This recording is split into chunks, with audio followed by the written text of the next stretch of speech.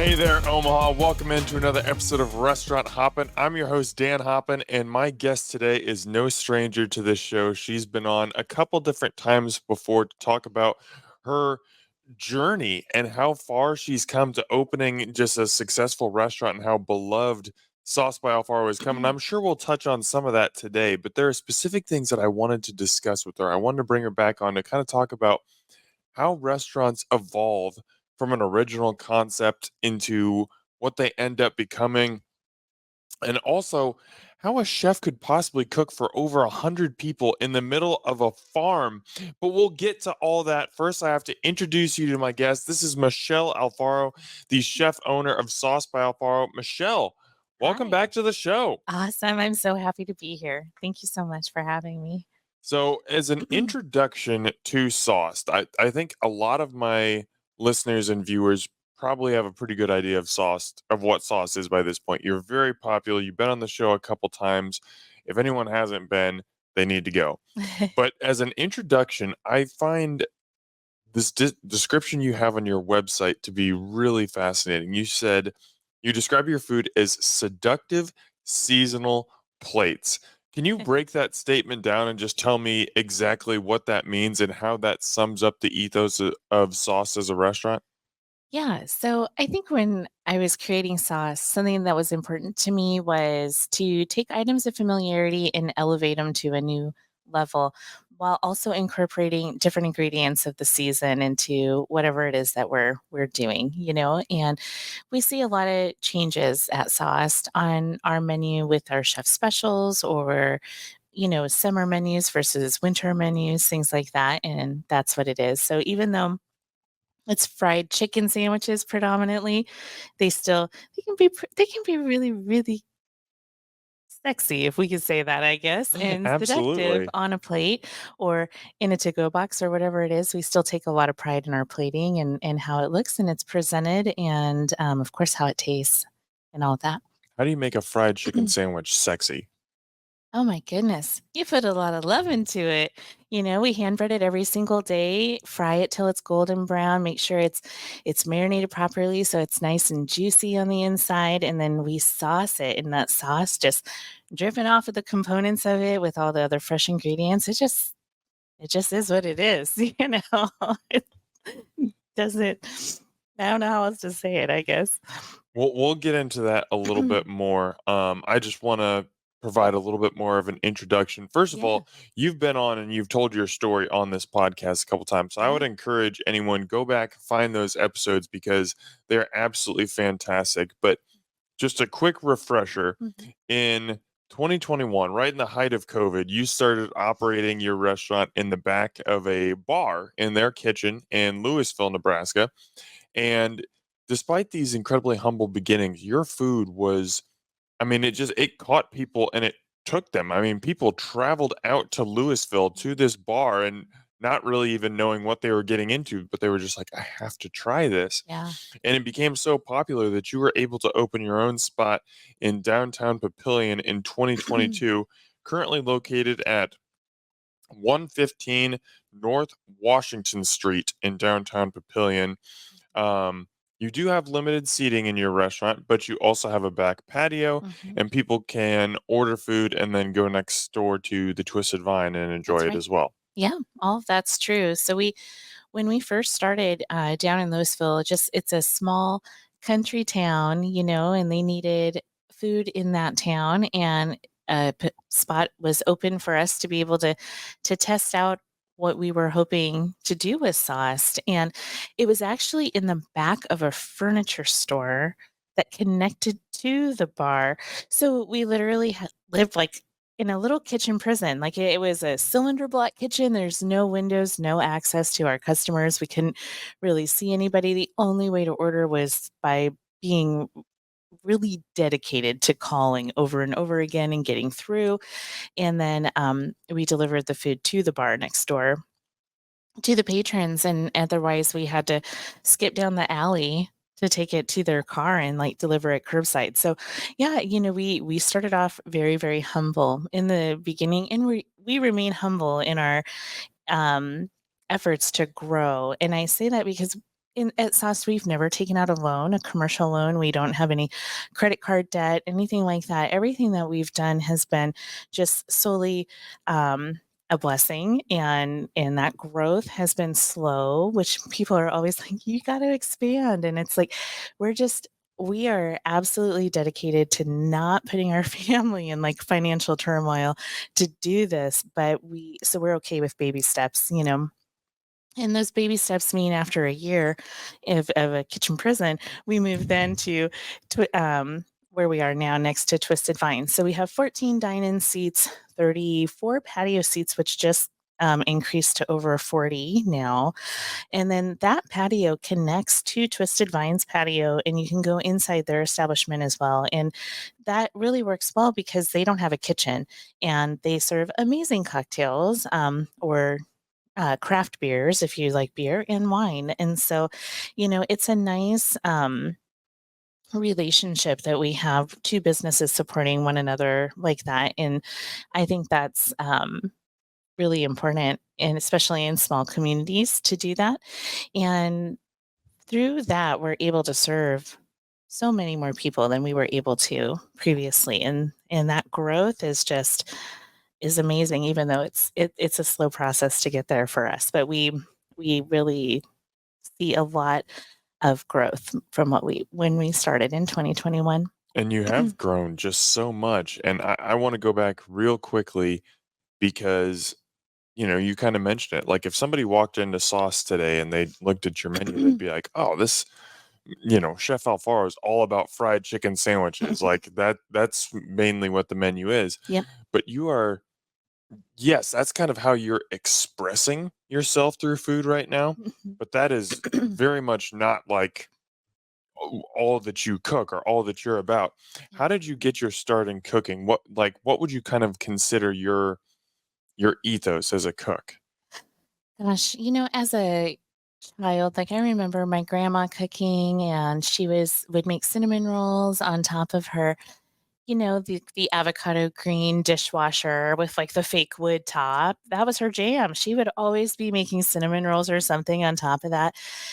Canning good. She had a tiny little garden, things like that. So there was always things that we were doing with food when I was growing up. My dad is incredibly gifted in cooking as well. And I just, even as a kid, remember eating his food and just kind of being like taken aback by how yummy it was. So I've always had a passion for food, but I never knew that this is what like God wanted me to do. I have a master's degree in public administration from Villanova University and was halfway through a doctoral program in human capital management when I just decided I was going to do what I was being called to do, and took a really big change and said, okay, I'm all right with not working just 40 hours a week anymore, or having, you know, benefits and vacation time and sick time and all of those things, and going out and doing this instead. So, you know, lots of um, inspiration from my family, and just trusting that, having faith, I guess, in what I was supposed to be doing.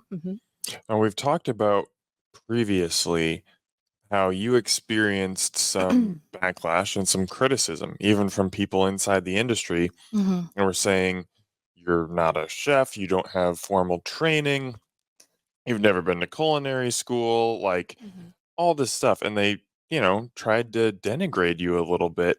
Mhm. Clearly, they were wrong. You're doing something right. Yeah, maybe you don't have formal culinary training, but you make food that is just, I mean, it feels soulful. So I want to flip that on its head and say, yeah, maybe you didn't go to culinary school or have that formal training, but in what ways do you think that has actually played to your benefit?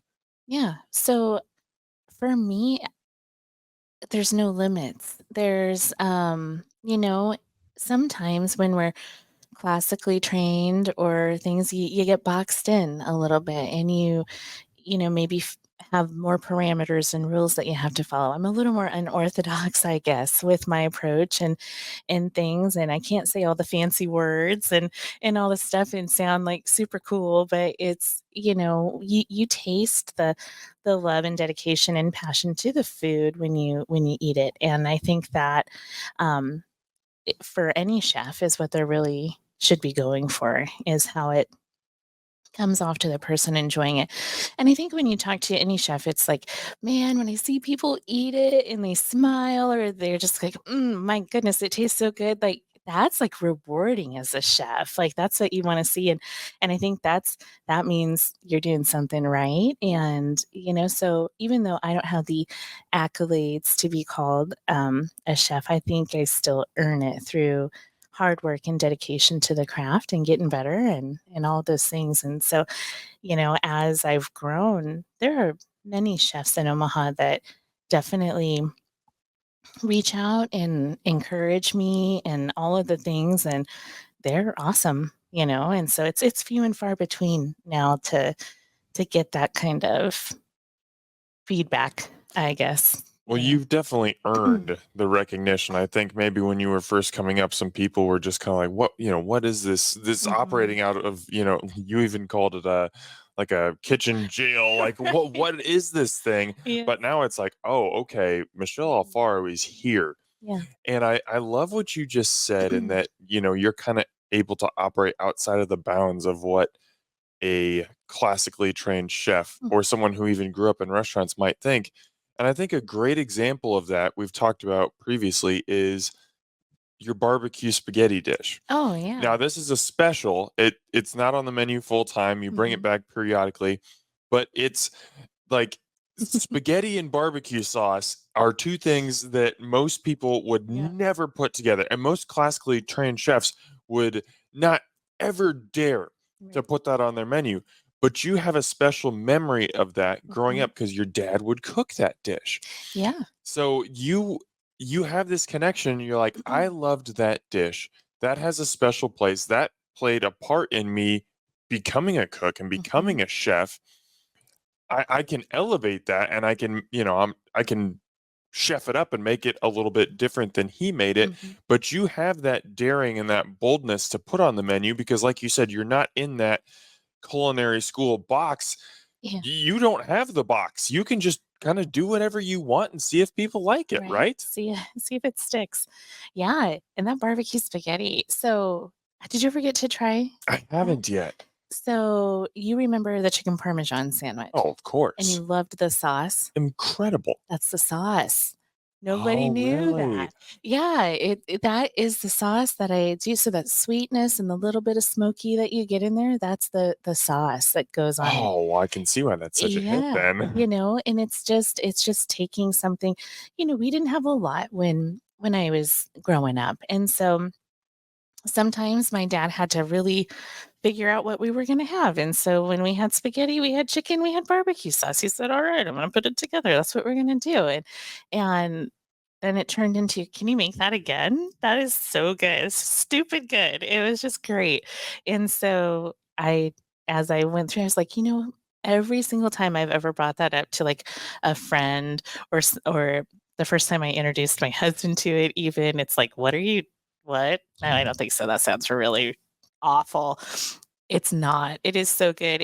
It actually, with the sweetness of the tomatoes and the smokiness of the barbecue sauce and all of that together, it works. The flavors work incredibly well, and so it sounds scary, but it's really just like, well, that's really ridiculously awesome. It's so good.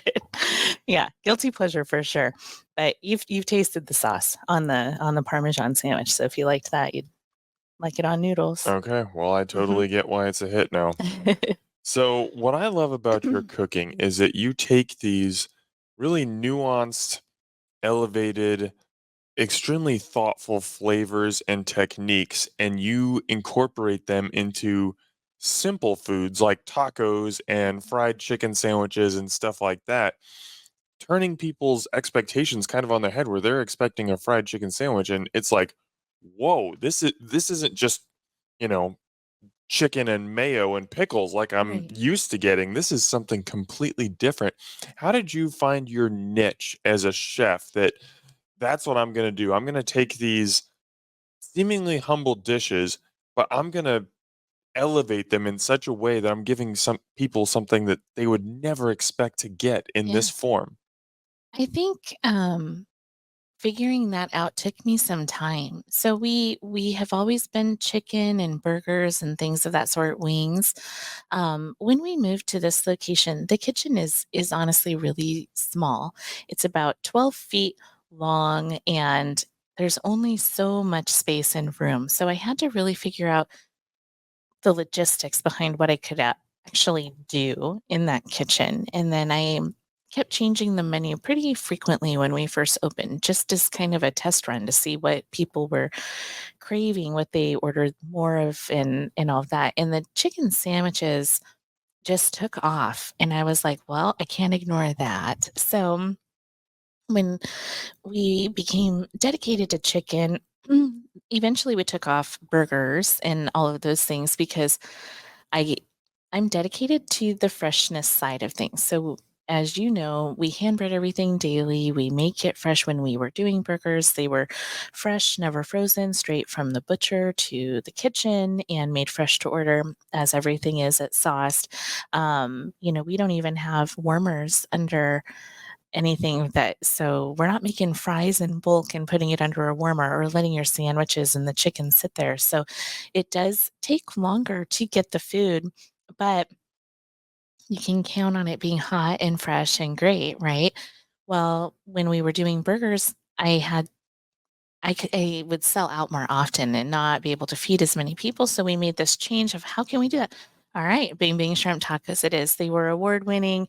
They were incredibly popular. And I was like, I can feed like 300 more people a week than could with doing burgers. And so that kind of buttoned it down a little bit. So now we do our tacos and our chicken sandwiches, those are our number ones. We throw in a couple beef options in there with the Asian cheesesteak and the Guinness Swiss, and that's essentially our menu. And we do a chef special. Like this week, we're doing a chicken Caesar salad sandwich. It was viral. My daughter was like, she was the first one to put it on my radar. And then people started tagging me in these viral chicken salad sandwiches, wanting me to do it. So I finally did. And we just kind of have fun with a different chef special. Almost every couple weeks, we do a different one. So yeah, it just turned into that. But lots of time and was spent into just kind of researching what people were getting and where their interests lied. And chicken sandwiches, just they love them, and that's awesome. Well, the fried chicken sandwich definitely, I mean, I think it was really Popeyes, Mm, we're probably going back 4 or 5 years now that yeah, really kind of started the movement, but it has not the momentum has not really slowed. Like the no. fried chicken sandwich war is still very much on. But I wanted to talk to you a little bit about the menu development because yeah, when you were out in Louisville, you served killer burgers. I mean, Thank you. I still say that screwball peanut butter whiskey burger is one of the best burgers I've ever had. Thank you. Your wings were super underrated. Your Nashville hot wings were awesome. Thank you. I still miss those, Yeah. but those aren't available at Sauce Mhm. anymore. And I'm sure that you would love to be able to make them. But can you just, I know that you kind of went into it a little bit there, but I would love to just help people understand just kind of the logistics of running a restaurant and how you can't just create everything you want to. You have limited space, you Yeah. have limited money. So like how do you what were you looking at that helped you make that decision that said, yeah, it's chicken sandwiches, it's not burgers. We're not going to do wings, but we can do Mhm. uh tacos, stuff like that. Yeah. How did you come to those decisions to kind of hone in on the menu that you have today? Yeah, space was a big part of that. When we do wings, we have lots of wing bowls and things like that that we're tossing the wings in. We don't have even a commercial dishwasher, so we everything gets washed by hand. Really? Yep. Wow. Yeah, it's so small. We don't have a walk-in. Everything is in a stand-up commercial fridge. So space to store the products is very limited. in my entire kitchen, I have 2 fryers. So I have 2 baskets that are that could be dedicated to the wings and the fries, and that's in and the chicken I mean, very, very limited. That's why we had to develop a batch system and all of the things there. The estimated wait time is part of that development so that we could give people an accurate estimation because we can literally only fit so much out one time in each fryer. And the griddle space is it's small, so you can do only so many buns and sandwiches at the same time. And so I think because we do get hyped up quite a bit and people have such an interest in going and getting sauced, which is awesome, but they see all this food coming out. We are serving hundreds of items every day out of this tiny little kitchen, which is a blessing, but it has taken a lot of time and thought and intentional development to maximize what we're able to get out of there. And the logistics has been a huge part of that. But we have to trial by error. We had to try things. We tried wings when we very first opened, and it just didn't work. Not product wise or taste wise, all of those things were great, but it was just logistically, and you can't bog everything down and with because of wings and in there. And I was like, I just had to eliminate it a little bit. So someday, God willing, we will continue to grow and I'll be able to have a bigger kitchen space. I think the intention of sauces, my husband and I have been absolutely dedicated to what we're doing here and how we make an impact on people through sauce. And so we have no intention of opening 5 or 6 sauce locations across Metro. We want to stay true to our mom and pop shop feel, where you can go and you can count on getting great food when you go there every time. And the consistency isn't impacted and the integrity of the food isn't impacted. And I think sometimes when you're so ambitious and you're going it strong and you're opening all these locations, I think sometimes it diminishes your product's quality because you can't be in 20 places at one time. And so you're reliant on the actions of others to pull your food through. And they have to be just as dedicated as you to make it that what you're in your mind is your perfect plate, right? And so I think staying small and unique and know our customers knowing that they are going to come in and they're going to have an experience that is worth their hard-earned money to do is something that we're dedicated to. But we still hope to grow, but we don't have the intention of really broadly going nuts, we like the small mom and pop shop that feel that we have and all of that. How difficult is it to have that restraint? Because I'm sure, you have customers that are, I have no doubt you have customers that are telling you, you got to come to Omaha. You got to come to West Omaha. You got to open a second location. Yeah. You got to move into a bigger space. And I'm sure there's part of you that kind of you look at your revenue sheets, you look at your kitchen space and you're like, you know what? There's some truth to this. I bet if we grew and we expanded, we could definitely have an opportunity to make more money, but there's also risk there. I know that there are restaurants that have tried to open multiple locations and they've failed and they haven't been able to deliver that same level of quality because they're spreading themselves a little bit thin. Is it difficult for you to have that restraint and be able to say, no, we're going to slow down and we're going to take baby steps? Or has that kind of been the backbone behind Sauce the whole time? Is that we are going to take this thing slow, maybe even slower than we could, because we want to keep it what it is at its core? We've been dedicated to that the whole time. So it's not hard for me to I think when people tell me that you need to expand or you need to do that, it's purely because they're excited and they want it to be Right. more convenient for them than to having to traverse to Papillion. But really, it's not that far, honestly, to go. And for me, have you ever gone to a restaurant and you're like, man, this location here is great, but location B, when I went, I had a different experience, Absolutely. Yes. And it's like, I don't want that for my customer. I do genuinely care about that. I want them to have it as it's intended to be.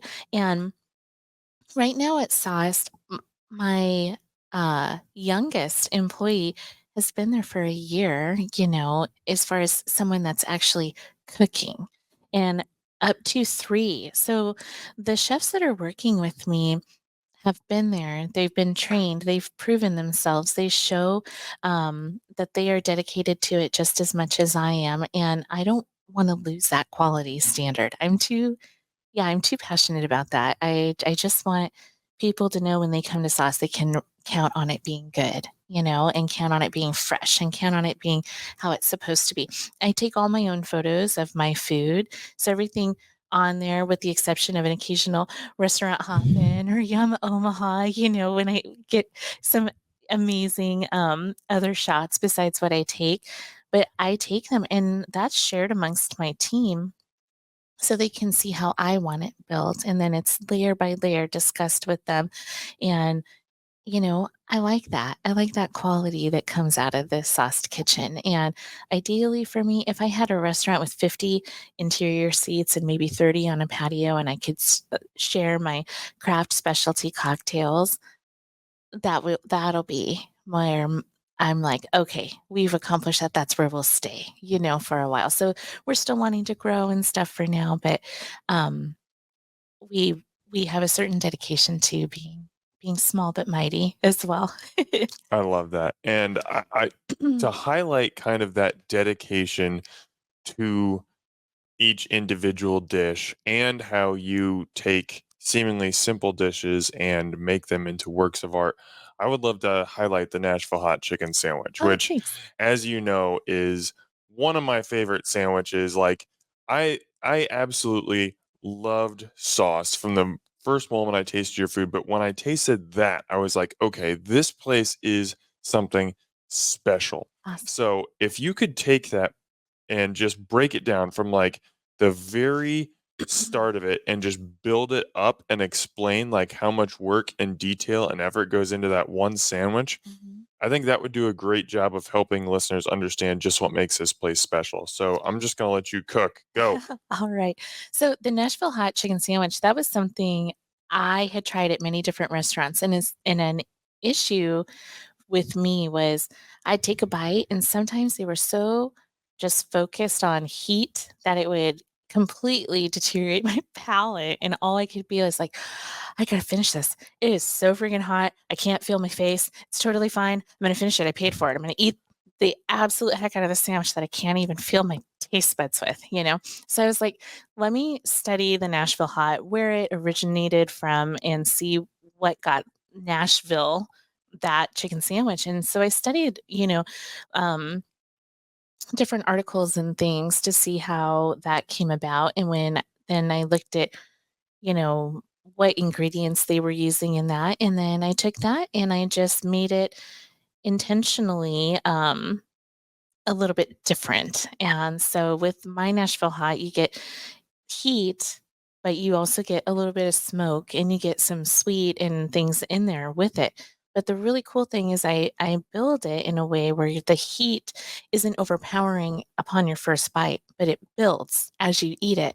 So the first bite, you're like, oh yeah, that's not too bad. That's not too Nashville hot. Not really hot at all. And then you keep going and you're like, oh my gosh, where's the napkins? I got a little sweat coming down, and people are like, "That's awesome," because they enjoy it the whole time. And I used to do the same trickery with my salsa, like my hot salsa, people would taste it and they'd be like, "That's not very hot. That's not hot." And it's like, you gotta eat some because we want you to get the flavor first and enjoy it, and then build the heat so that you're still getting where you wanna get with your heat level.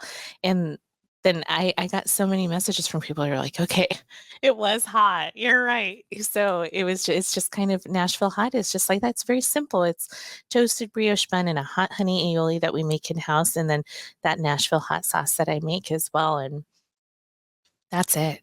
That Oh, on top of and the the hand breaded pickles. tenders. Oh, Yeah. yeah. Go with the pickles. The pickles are primarily dill, and I was like, "Well, I'm gonna go with bread and butter," and I tried it, and I liked it, and I was like, "Okay, I'm gonna be different there too." And so, Yeah, the hand breaded tenders, when you dip it into that sauce, all those little nooks and crannies hold on to everything. And it's just great. And I'm going to tell you, if you guys eat cold chicken, I am that person. I do it. I have no shame in my cold chicken game. It's totally fine. So you put a Nashville hot chicken tender in your fridge and you wake up at midnight and you're like, I need a little snack. You're just looking. You're like the seal in that one gif. I'm ready to eat. Do just take a bite of it cold. It's like candy chicken. It's so stupid good. I don't know why, but if you're a cold chicken eater, I just did you a favor. You gotta let me know what you think. It's so cool. I eat it all the time like that, purposely. I never would have even considered that. That sounds wild, Yeah, but I trust you. it's so good. I'm gonna have to try If you that now. eat cold chicken, it's good, and I do. Fair enough. Mhm. Okay, so like I said at the top, I'm just so interested in like the evolution of a restaurant and a concept and how things change. And we talked about some of the menu changes that you made once you got into this new kitchen and you realized, oh, some of the things that we did previously aren't going to work anymore. Mhm. And that's okay. Like Yeah, that's evolution, that's learning. right. What are some other things that you feel like you've learned, whether it's customer tendencies, being in a different part of town, um, like other adjustments that you've made, or how do you think sauce is most evolved since the concept began? Oh my goodness. I definitely think menu and team development, those are our two biggest things there. But I'm going to talk about something that affects every restaurant owner and something that was challenging for me when I was first getting started. And that is the realization that you're not going to please everyone. And they are not shy to let you know that they are unhappy. And some do it with total class, and others do it with a whole lot of sass. And and it's different. And I think for me, someone that tends to wear their heart on their sleeve, that was really difficult at first because I want people to be happy. I want the opposite of how they're feeling. And I think as restaurant owners, I want to encourage people to know, like, as long as you are putting in your best effort and you're doing everything that you can, just understand you're not going to please everyone. And that doesn't mean you're failing. It doesn't mean that you're doing anything totally wrong, or anything like that. And people can be really, really harsh. But when you read those things, you can fixate on them as a restaurateur and be like, maybe internalizing a little bit of that, but behind every negative person, there are literally hundreds of people supporting you.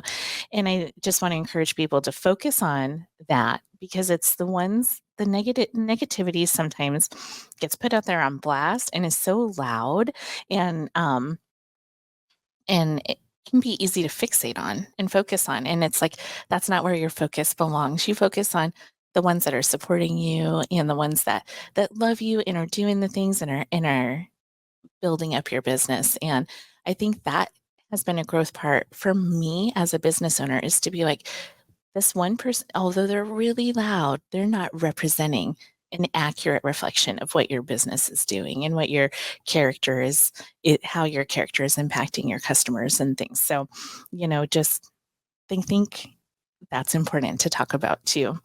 How did you teach yourself that lesson? Because I know, like, that sounds so great Mhm. in theory, but in practice, it is so hard to It's do. I hard. mean, I even experienced that. Like, I can get 100 positive comments on something that I write about a restaurant, and one person would be like, "You're an idiot. I ate Mhm. here and their food is terrible." And that's the comment that I think about. I don't Yep. think about all the good stuff and all the positive interactions I had. It's just that one that like sticks in my brain. I'm just like, man, I really let that guy down. How did you teach yourself to really hone in and focus on this is the reality? This is just one person's perspective. This is where my focus needs to be. Yeah, it is really hard. There have been many nights where I have read negative things and I end my night either in tears or sad, but luckily I have my husband. He's the one who drives me back in with truth Shout and out to like, Joe. right, Just a seriously, hero. it's a handsome hero. Anyway, he really really centers me. He pulls me back into truth and just kind of is like, this isn't what you're doing this for, and reminds me of that. And I think it doesn't eliminate it to be able to, focus on other things, but it's just gotten to a point where, why am I fixating on that? That's not my truth, and I know um, my commitment and all of that, and I have to remember they occasionally operate on perception and assumption. They really don't know the whole story, even though they're like, man, she should be doing this. And I'm like, but I have all these reasons why I don't do that because I'm educated on my own decision making and you have a 15-second They don't have the perception. whole story. Yeah. Right. And so, I'm just like, you got to just let it go. It's like the water off a duck's back, right? Where I can't spend my time because on the negativity like that. Now, if someone had a real concern or they had a real issue, of course we address that. Our customers are super, super important to us. But sometimes people are just mean. It just is. It's just true. I don't know why, but stop being mean. My goodness.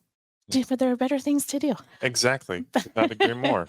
but but you do deal with that, and it's like, don't stay there as Restaurant Hoppen or as Sauced or as any other business. You're doing awesome things, and you have lots of supporters, and let's focus on those things instead.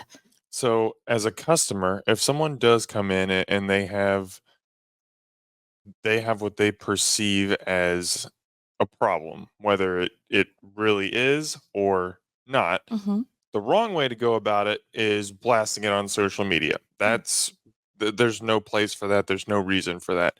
What is the right way in your mind for a customer to provide critical feedback Oh to my a goodness. restaurant owner? Yeah, they can. Gosh, if they let me know, amazing. That's On the spot? Yeah. Oh, Yeah. of course. Yeah. We have at Sauced, my runners, they have a little 3-minute timer until they get used to, you know, fully trained, etc. But that timer, within 3 minutes of delivering food to someone's table, we're back at the table, making sure that they are happy and the first few bites are what they were looking for. And we do that intentionally because if something is wrong, we want to fix it. We want you to have the best experience. And so, that's why we do things like that. If someone had a to go order and they've called, and are like, hey, you forgot the ranch. Oh my goodness. And we we try to take care of them as much as possible. I've had people private message me and say, hey, I've never I had a lady whose fries were overdone. And she just messaged me and said, hey, this is a little crispier than normal. I just wanted you to know. She didn't want anything in return. She just wanted to let me know. But of course, we wanted to take care of her. I called her personally. I wanted to do that. Um, I had someone one time have a hard time getting through on the phone, and someone private messaged me. And after I was done cooking, I called her. I tried to handle it. You know what I mean? Like we try to really take care of people who use their voice and let us know, and all of that. But that's probably the best way. Just we can't fix it if we don't know about it. Hmm. But when you go and you have a bad experience and you just want to berate or blast it online like that, that's it's hard on small businesses. When you think of how many times McDonald's or Taco Bell has maybe messed up an order. Am I allowed to say those words? I'm so sorry. Go to a Yes. restaurant and say, We're allowed all to right. throw some shade at McDonald's on this Okay, we're podcast. That's so okay. sorry. I don't think Uh, they're going to be sponsoring it right. anytime soon. But they'll mess it up. And do you still go when you're in a rush or you got a kiddo that needs a happy meal because you're about to go to a 2-hour baseball game? Sure, you do, and you give them chance after chance after chance. But if a small business that, you know, we can't remove the human quality out of small businesses. When we go in and we put the corporate level expectation on a small business, you're going to be disappointed because they're just little humans doing whatever their heart is passionate about doing. And humans make mistakes. All of them do. You do, I do, everybody does. And so to have an expectation that it's going to be absolutely perfect every single time is unrealistic because it removes the human quality in whatever you're doing. But if you go in and tell them, hey, I think you made a mistake this time. Oh my gosh, I am so sorry. Let me fix it. That's our mentality behind it. So it does not happen very often that someone complains like that. But, if they have a reason to do it, we want to fix it. You know what I mean? Like we want it to be right. So All right. I'm sure other restaurateurs do too. Yes, I have no doubt about that. Let's get back into the positive side of things. Yeah. I want to talk about Battle of the Chefs. All right. So, for those who aren't aware or haven't been to one of these, Battle of the Chefs is a super cool thing put on by Long Walk Farms, which is a Mhm. farm out in Council Bluffs that supplies a lot of Omaha's best restaurants with mainly produce, but Mhm. also some meat products. And yeah, they're just awesome. And so they decided we're going to put together like a tournament style bracket Mhm. with 8 of Omaha's best chefs. And over the course of a couple months, we're going to have 2 of them come out each week. We're going to set up cooking stations. People are going to buy tickets and come out for an afternoon, and each chef is going to cook 2 dishes out on the farm and then serve all these guests, and they're going to get a chance to vote on whose food they think is best, and Yeah. then that chef will move on to the next round of the So tournament. awesome. I've never seen anything like this Mhm. outside of like Food Network or Food TV or Right. something. So to Yeah. have this be local in the Midwest in Omaha slash Council Bluffs is such a cool thing. Mhm. And as we're recording today, you just faced off a few days ago against Chef Jonathan Miller, excuse me, from V Mertz in what was an awesome battle. Yeah. So we'll get into some specifics, but I just want to start at a high level. Like when you think back on that day, what is like your just the memory that stays with you the most? What was like the most impactful thing from that day? Oh my goodness. I think the most impactful thing, gosh, there were several impactful things, but my favorite was when you announced the winner and my team gathered around me and my husband just looked at me, like his eyes, he was so proud of what we did. And my sous chef Whitney just she was so stoked to be there. And we just hugged each it was just that was probably just a beautiful moment for me. That was just awesome. And then the people just so excited to be there, all of them. I got to talk to several of them, and it was just an incredible day. Like, they were out there, they're supporting the farm, the chefs, all of the things, and, it was just really personal and intimate. It's 100 people, but really, it was just an intimate gathering. It was pretty cool. And just to kind of give people a frame of reference, I mean, you were cooking in 90 to 100-degree heat Yeah. over outside. I mean, you had a little shade, but Uh-huh. there's only so much shade that you can provide in that environment. Yeah, I got a good farmer's tan. Yeah. Like, half of my body was in shade and half of it wasn't, so, it was the the cherry on top for working on a farm. I left with a very nice farmer's tan on the right-hand side. Nice. And you're cooking over a hot grill. I mean, Mhm. you were grilling those bison tenderloins pretty dedicatedly. And I mean, you're cooking easily over 200 dishes, I would say total, like over the course of I don't even know how long you were there, 6 or 7 hours at the Yeah. very least. I can only imagine that moment when it's announced, yes, you're the winner, you get to move on to the next round. There's happiness, but there's also just like an exhausted, like, oh, Right. thank goodness. Yes. So I can see why that moment would stick out to you, especially Mhm. when you get to share it with the people Yeah. who are closest to you. Oh, it was awesome. That was an awesome moment, and it wasn't just one day of work, you Right. know what I mean? Yeah, that's just day of. There's all kinds of Yeah. prep. All kinds of prep before that, and I'm a visual person, so I have I have to jot my thoughts down so many times and make sure I've got all my ingredients, and you got to get your groceries, and you got to get the farm stuff, and you got to prep all of it, and you got, the menu develop, all of the things. And combine that with the fact that you are nervous. I mean, you're going up against V Mertz, that is crazy to me that I was competing against him. And what an honor, like, to just be even considered with these chefs. That's just insane to me. It's awesome. I absolutely love that I'm the only woman representing in this particular event. Pretty crazy. And then the development of all of it, it was just such an awesome event to be a part of. But there was so much time spent this week dedicated to it. And I think that's why we saw some success. Like, we were just excited about it. We wanted to go out there and show what we could do. And we went in before and we were like, you know what?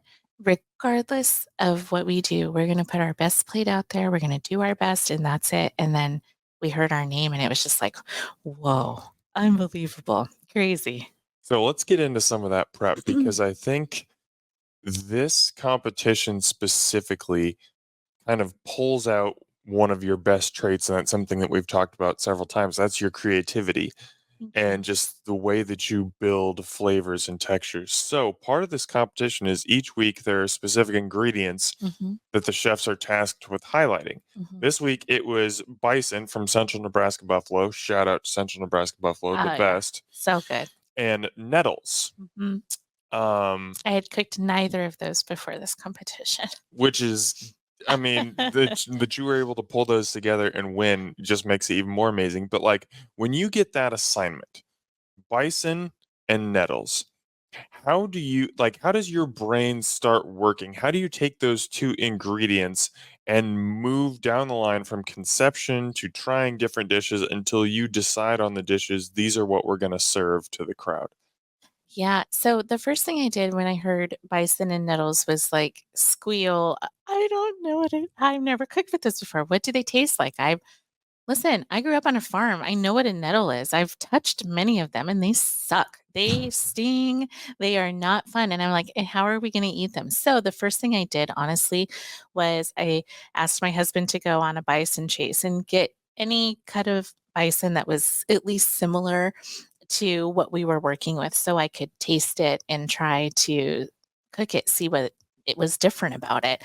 And I started watching videos on proper preparation, removing the silvers, things like that. Like, just trying to learn the techniques that I'm supposed to know with that. And then nettles, how to properly de-sting them so that, you're not getting scratchy stings on your throat, right? When you're eating them. So that was the first thing I did, was get comfortable with what I was going to be working with. And I can't find nettles anywhere in town. So there was no way for me to get those to practice, so I started with different weeds and started with dandelion greens, and I was messing Really? I did, and dandelion green, they're so much more bitter than nettles. Nettles were actually surprisingly good, and, um, to me, they didn't have a ton of flavor, but they had a similarity to, like, spinach when you cook them. So I was like, "Okay." When I thought of that, I started pureeing them and seeing, and then the bright green, I was like, I loved that. So then I just knew, when I was conceptualizing my plate of farm to table, and I grew up on a farm, and I'm like, meat, potatoes, and corn. That's what I wanted to do. So I just thought, all right, I'm going to make a corn and nettle puree. And then I cooked that bison tenderloin on that wood grill, and it came out great. It was rubbed with coffee and like ancho chilies and some other ingredients, black cumin, um, uh, Ceylon cinnamon, things like that. And, we just did that in a nettle chimichurri. People love that nettle chimichurri. That They was so good. they loved that. And then the potatoes came from just creamer potatoes that we made this French summer potato salad with. And when you do that, it's like there was no mayonnaise in it. I'm like, it's going to be a hot day. I want it to be light and refreshing. So no mayo, but I did make a homemade lemon honey mustard vinaigrette, and then we used fresh dill, and we grilled the asparagus on the grill, and that was in that potato salad, and we had fresh corn off the cob, and all of that was in this light potato salad. So you have your corn, you got your potatoes, you got your meat, but it was in a whole different kind of a plan. And the taco, I just love tacos, and I knew that the short ribs, I needed to cook those for a long while to get into the tender consistency that I was looking for. And so, that taco is one that, actually, basically, I started sauced with, only instead of bison, I used smoked pork, and I just stayed true to that because people loved those when we were doing pop-ups before Sauced was even open, and so that was kind of an homage to that, and the flour tortillas were freshly made on the Blackstone, and we did the tenderloin on the wood fire, we did the asparagus on the wood fire, and we just tried to really think of those components when we were developing the menu. How much time do you think outside of the competition itself? How much time did you spend on preparation? I guess other than the day of, how much time did you spend on this Um, going in? my sous chef and I spent our entire week, Wednesday through Saturday, preparing for it. So we've got about 40 hours between each of us that were dedicated to this event. Sheesh. Well, it Mhm. showed. Thank And you. I didn't even know the thing about the taco that was paying Mhm. homage to like the start of sauce. That makes it Yeah. even more special. Yeah. It's really cool. So well, you won. You moved on to the next round. Mhm. On August 4th, you will Yeah. face Drew Stats Oh, I'm so excited. of Semo, He's pasta so, and wine. so good. So good. His food's amazing. What did you learn from the first round of competition? Because this was your first time competing in an environment Mhm. like this. What did you learn from the first round of competition that you think will most help you as you move on to the second round? I think it's just knowing what we're working with. I had never used a Blackstone before. I've never used a wood fire grill before. I now know what I'm working with out there, and I can kind of think of that when I develop the menu and all of that.